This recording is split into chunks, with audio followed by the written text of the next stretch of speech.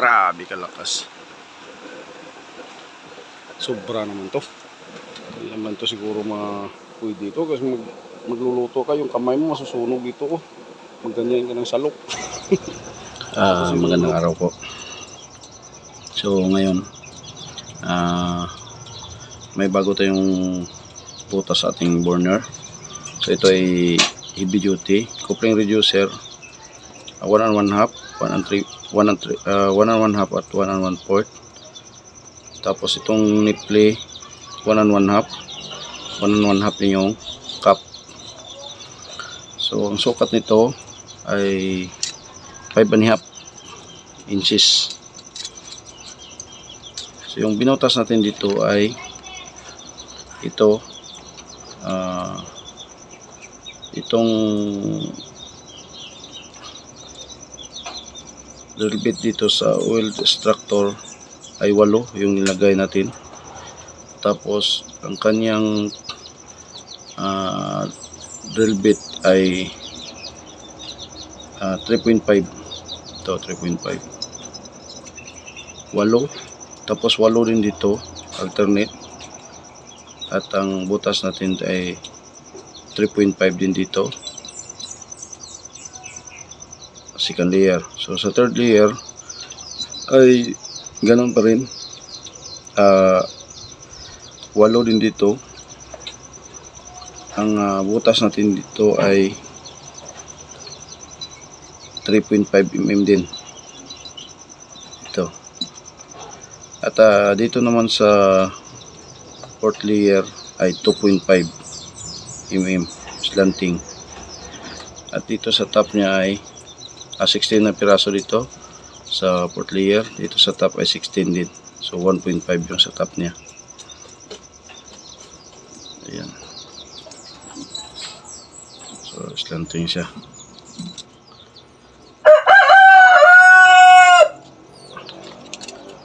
At ang chamber natin ay itong 8 inches diameter.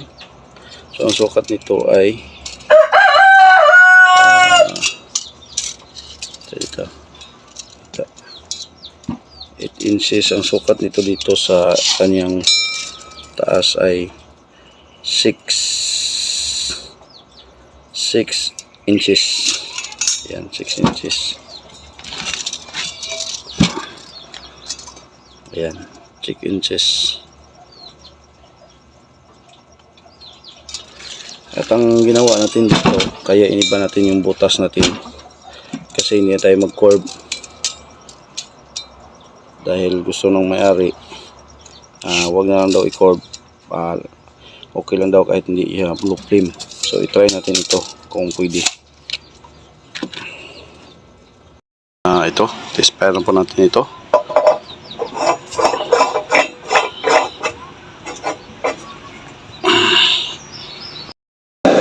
Yan, ito na po. Bikalakas yung apoy yun, oh.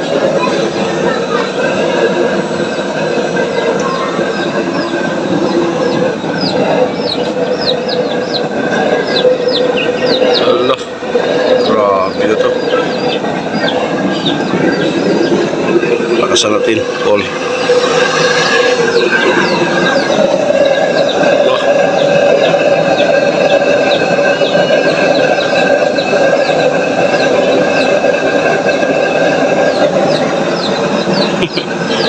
Di ka lakas, no?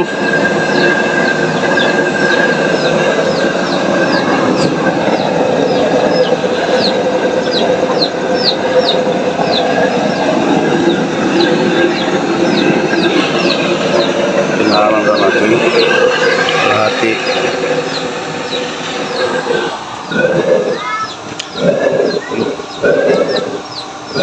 Gagalit po yung apoy. Mababa kasi yung kuha natin, patungan.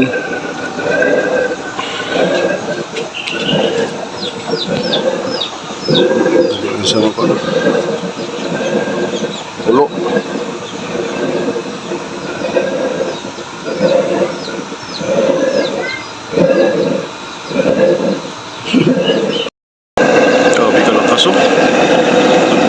Ganyan yung patungan natin, no?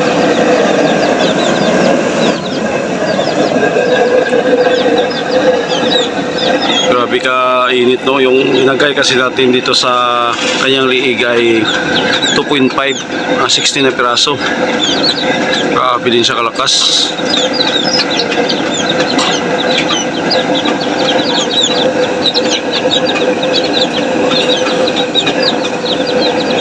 Ito, palitan natin. So, tinanggal ko itong may butas, no?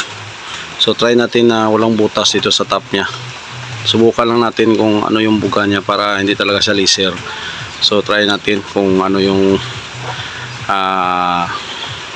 ang kinalabasan niya. So, walang butas ito sa taas. So, try na naman natin.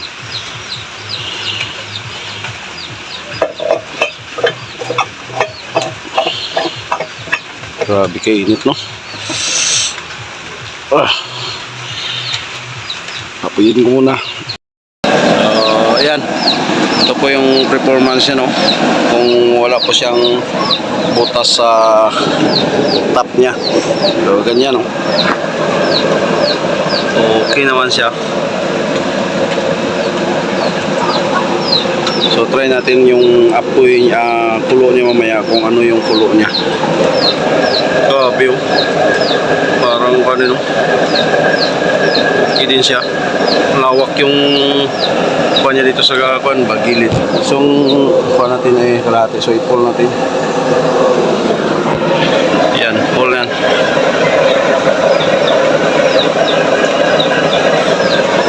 Oh, hindi ko napasok.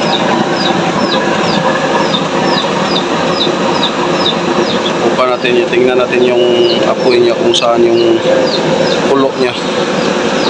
Malakas sa gilid, no? Matutong siguro ito sa gilid.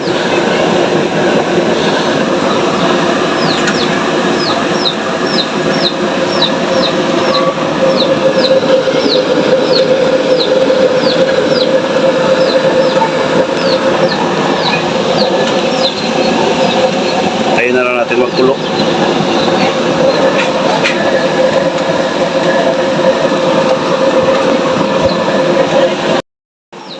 So, ayan yung kulo niya, oh. Libot pa rin, oh. Tapos sa gilid.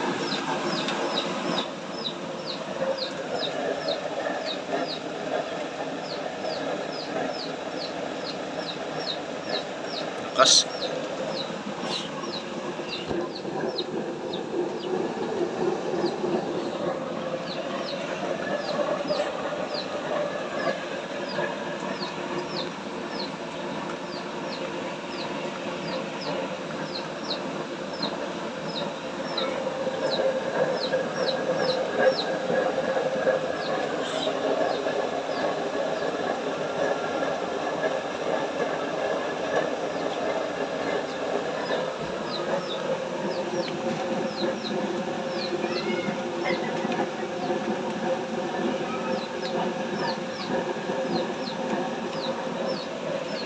Ito, pinababa ko yung patungan, no?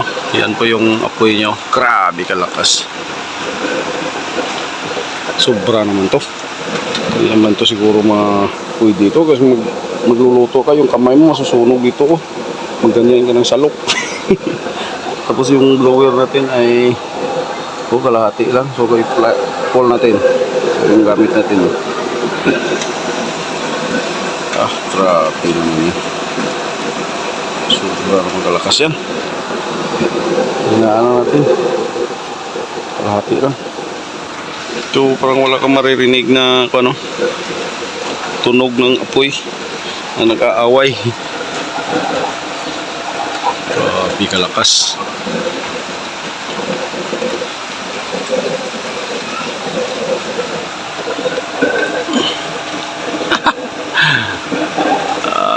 Grabe na to kalakas.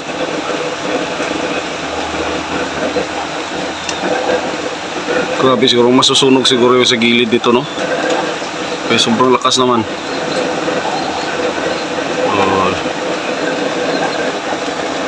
Hanggang dito na lang po. Maraming salamat po sa panonood. Thank you. Maraming salamat sa suporta. At sa mga subscriber natin, maraming salamat po sa inyo. I know gold is not enough.